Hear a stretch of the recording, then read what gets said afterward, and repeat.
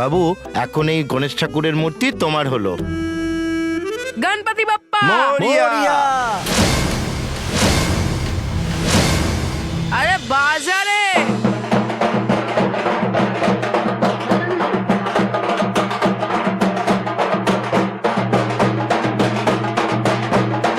দাঁড়াও দাঁড়াও মন্টু, এটা আমার গণেশ ঠাকুর।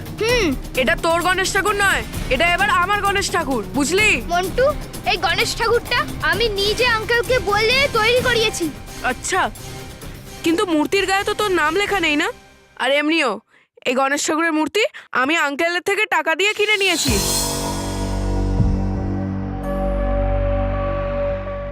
বাজারে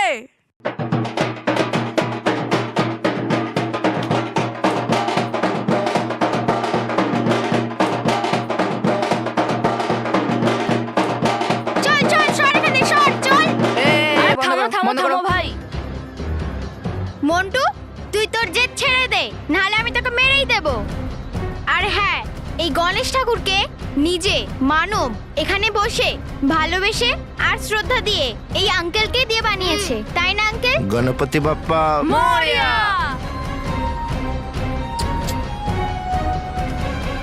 এই মূর্তি সত্যি খুব শ্রদ্ধার সঙ্গে ওই বাবু বানিয়েছে আমার সাথে। আর আমি আপনার থেকে টাকা দিয়ে কিনে নিয়েছি। এ মন্টু,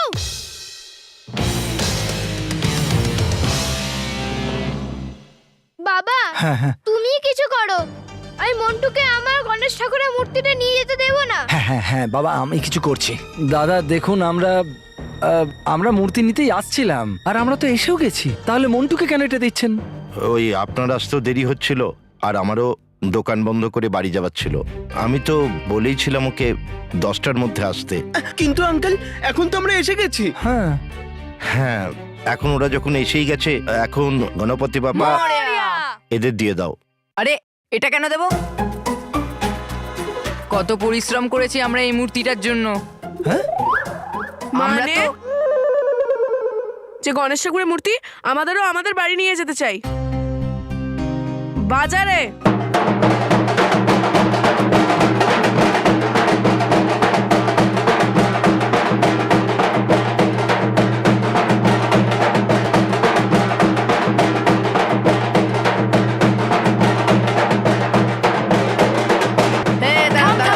ভাই মন্টু,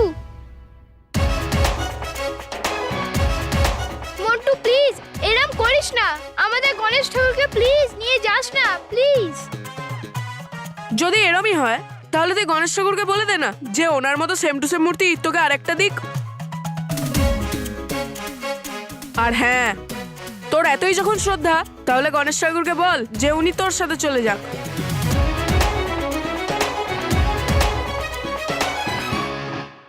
মন্টু, আমি জানি যে তুই সবকিছু জেনে বুঝেই করছিস।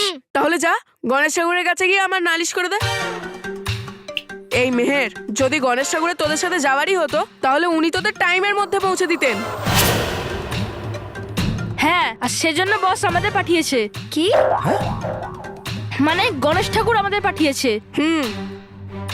কিন্তু আঙ্কেল, আমরা তো টাইমে এসে গেছি। হ্যাঁ, হ্যাঁ, আর এখন 10টা বাজার জন্য 2 মিনিট বাকি। দেখুন এই তোর ঘড়ি লেট, দেখ আমার ঘড়িতে 10টা 10 বাজে।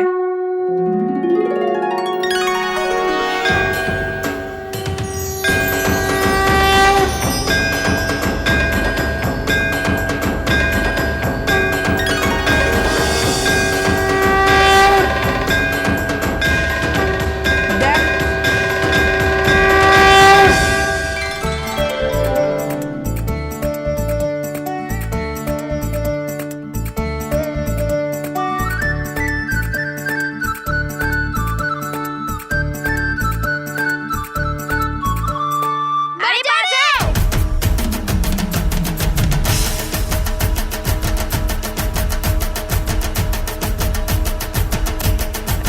এক মিনিট, বন্ধ বন্ধ বন্ধ বন্ধ। টাকা আমি দিয়েছি, আমার বলাতেই বাঁচাবে। আর হ্যাঁ, তোরা নাচছিলিস কেন? মন্টু, এখনো এতে 10টা বাজেনি। কি যা তা বলিস না। এটা কি করে হলো? এতে 10 বাজিয়েছি, 10টা বেজেছিল। এই ঘড়িটা ছাড়, এই ঘড়ি।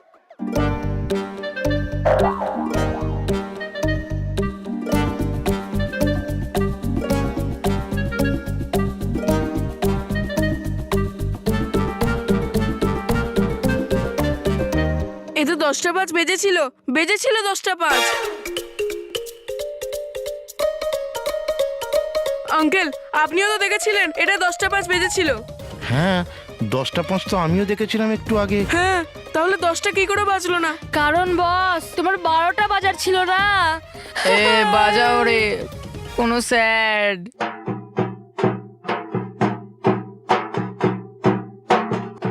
এই চুপ, চুপ। মন্টু, তুই তো টাইমও দেখতে পারিস না। হ্যাঁ, এখনো 10টা বাজতে 2 মিনিট বাকি আছে। এটা কি করে সম্ভব? কিন্তু এই ঘড়িতে 10টা বেজেছিল। কিন্তু এখন এই ঘড়িটাতে 10টা বাজেনি। না, এই ঘড়িতে 10টার বেশি হওয়ার কথা ছিল। হ্যাঁ, কিন্তু এখনো তো বাজেনি, তাই না? নিশ্চয়ই আপনাদের মধ্যে কেউ একজন এই ঘড়িগুলোকে পিছিয়েছেন। আরে কিন্তু আমরা ঘড়িতে টাইম কি করে পেছাবো? সেভাবে যেভাবে আমি ঘড়িগুলোকে আগে করেছিলাম। হ্যাঁ,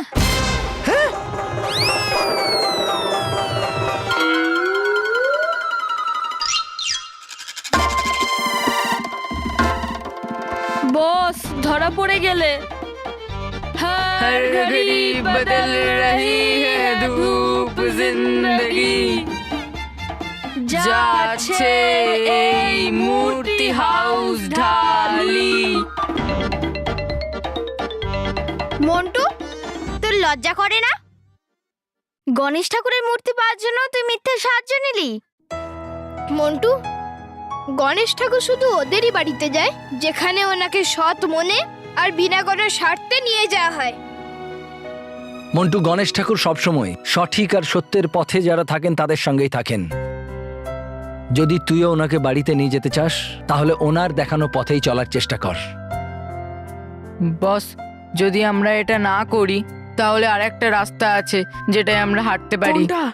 বাইরে যাওয়ার রাস্তা। হ্যাঁ, কিন্তু তার আগে গণপতি বাপ্পা মরিয়া!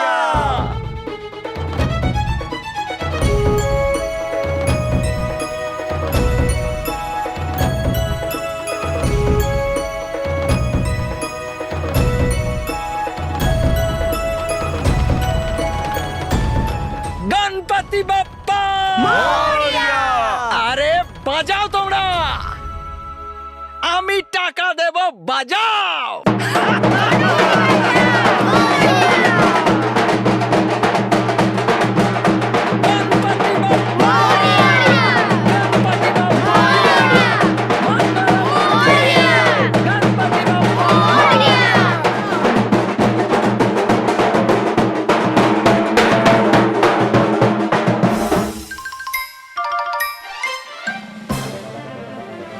Thank you Montu. হ্যাঁ, হ্যাঁ, থ্যাংক ইউ মন্টু। আমি গণেশ ঠাকুরকে বলবো যে তোকে ক্ষমা করে দিতে। আর হ্যাঁ, তুই ওনাকে নিজের বাড়ির ঠাকুরই ভাব। তুই রোজ আসতে পারিস আমার বাড়িতে গণেশ ঠাকুরকে দর্শন আর আরতি করতে। হ্যাঁ।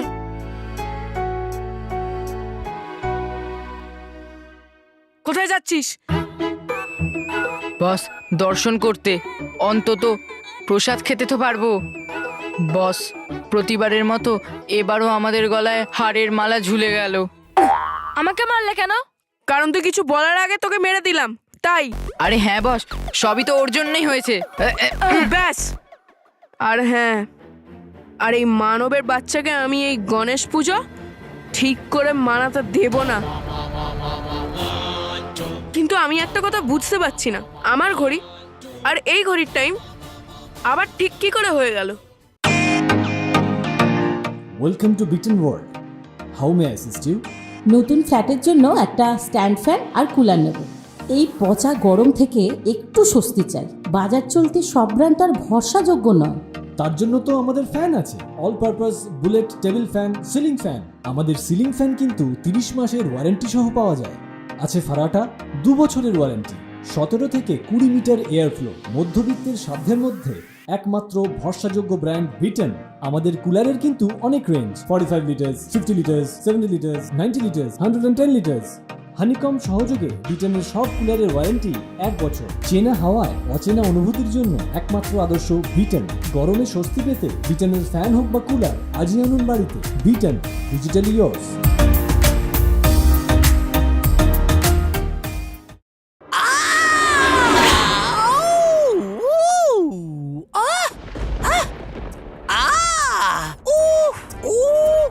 আরে ফেলার আগে পাতুন তো ফুলের বিছানা হচ্ছে। এটা কি নোংরাম, মানে ফেলতেন তো আগে আমাকে পৃথিবী লোকেই, আর এখন তো আপনি ফেলা শুরু করে দিয়েছেন আমায় এই ভয়ানক লোকেও। তোমার ভাগ্য ভালো যে তুমি এত মূর্খামি করা সত্ত্বেও তোমাকে আমি কোনো জ্বলন্ত আগ্নেয়গিরিতে ছুড়ে দিইনি। খুবই বোকা আপনি, খারাপ ভেবে ফেলেন আমার মস্করা গুলোতেও। আচ্ছা, এসেছি কেন আমরা এই ভয়ানক লোকেতে? হ্যাঁ, আরে আছে একটু দূরে পরিলোকের সীমা।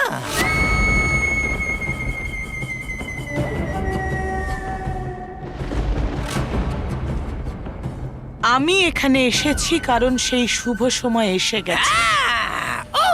ঘুমোনো আক্রমণ করার। আক্রমণ আক্রমণ করবেন আপনি আমার উপর? আরে মূর্খ, আমি তোমাকে আক্রমণ কেন করব?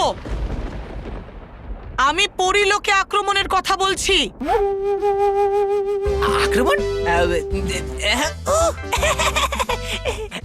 যান আপনি, আর তাছাড়া নেই আমার শরীর ভালো। যাচ্ছি আমি শুতে ভয়ানক মহলে। যান আপনি। তবা তবা, আমি কোথাও যাচ্ছি না। আমি এখান থেকেই ওদের ওপর প্রহার করব। ও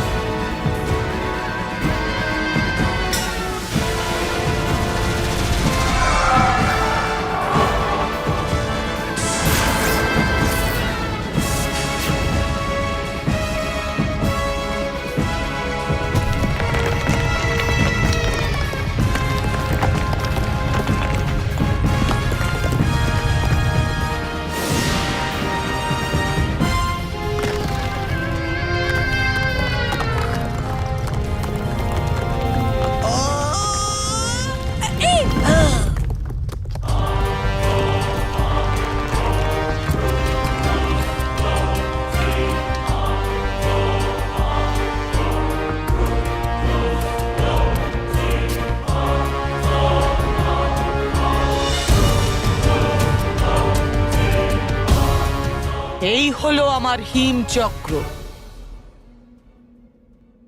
এটা চলতে শুরু করলেই পরিদের শুভকাল বিনাশকালে পরিণত হয়ে যাবে।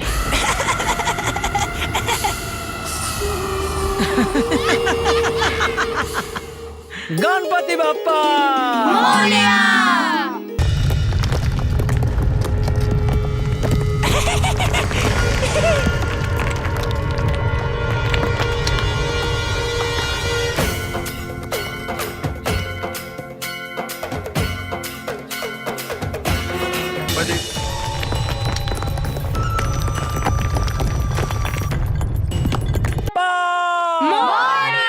মঙ্গলমূর্তি!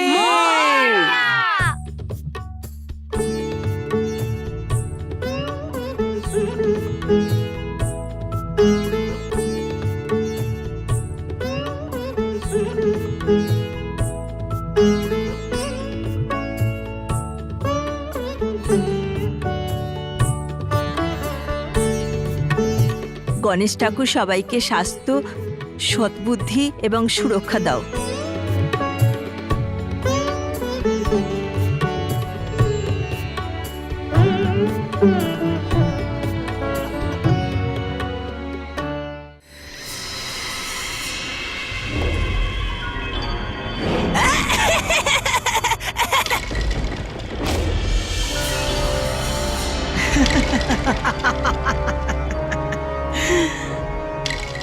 এবার তোমাদের কে বাঁচাবে পরীরা? এখন তোমাদের কাছে তোমাদের প্রিয় রানী পরীও নেই, আর না আছে তোমাদের কাছে নিজেদের শক্তি। এইবার আমার অসততায় পূর্ণ বরফের চাদর তোমাদের সততাকে অন্ধকারে ঢেকে ফেলবে। এবার কোনো সত্য আর সততার সূর্য উঠবে না ওটাকে গলানোর জন্য।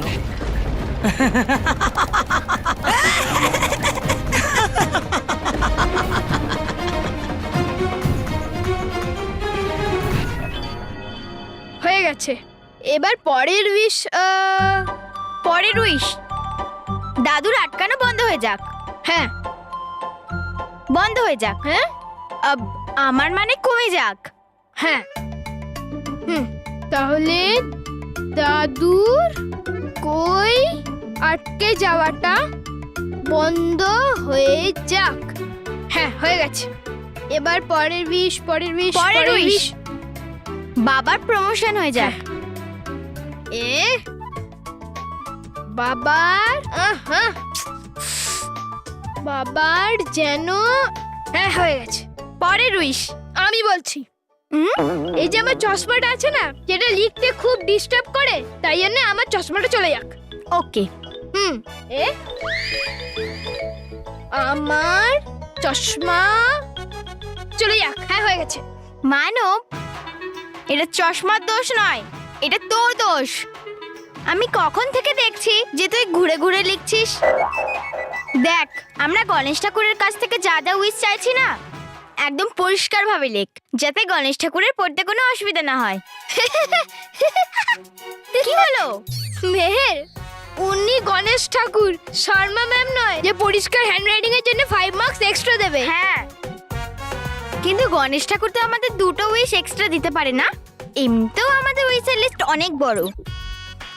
এই জন্য মিস্টার মানব, আপনি এখানে শান্ত হয়ে বসুন আর এই উইশ লিস্ট পরিষ্কারভাবে লিখুন। হ্যাঁ, এবার বল পরের উইশ কি লিখবো? হ্যাঁ, তুই এটা লেখ যে রকি কাকুর সঙ্গে সব বাচ্চারা গার্ডেনে খেলে। হ্যাঁ হয়ে গেছে। আরে হ্যাঁ, তুই এটা লেখ যে ঠাকুমা ঠিক ইংলিশ বলুক। কিন্তু মেহের, আমাদের টাইম পাস বন্ধ হয়ে যাবে। মানব, আচ্ছা ঠিক আছে, লিখছি, লিখে দিয়েছি। মানব, তুই একটা কাজ কর, ওই যে সেকেন্ড উইশ লিখেছিলাম না আমরা, যে বল্লুর আমাদের মতন ভালো মার্কস পাক এক্সামে, ওটা তুই ফার্স্ট করে দে। হ্যাঁ কিন্তু মেহের, ফার্স্ট উইশে তো আমরা পুরো ফ্যামিলিকে নিয়ে হলিডে ট্রিপে যাওয়ার প্ল্যান লিখেছি, ভেবে নে। মানব, বল্লুর তো ভালো লাগবে তাই না? তাহলেই হবে। চল মানব, তাড়াতাড়ি করে এই লিস্টটা তোর সঙ্গে নিয়ে আয়, আর আমি মোদক নিয়ে নিচ্ছি গণেশ ঠাকুরের জন্য। ওকে। কিন্তু মেহের, আমরা যে এই লিস্টে উইশেস লিখেছি ওইগুলো কি পূর্ণ হবে? অবশ্যই পূরণ হবে মানব, গণেশ ঠাকুরই তো ইচ্ছা পূরণের ভগবান। আর হ্যাঁ, আমাদের টেস্টি টেস্টি মোদক খাওয়ার পরে উনি সব উইশে ইয়েস ইয়েস ইয়েস করে দেবে। হ্যাঁ চল।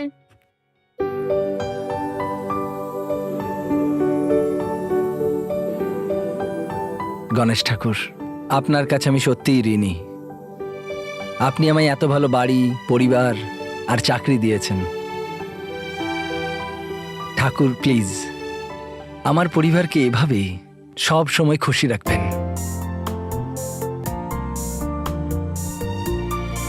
আর আমার বাচ্চারা যা চাইবে, ওদের যা ইচ্ছে আপনি পূরণ করবেন।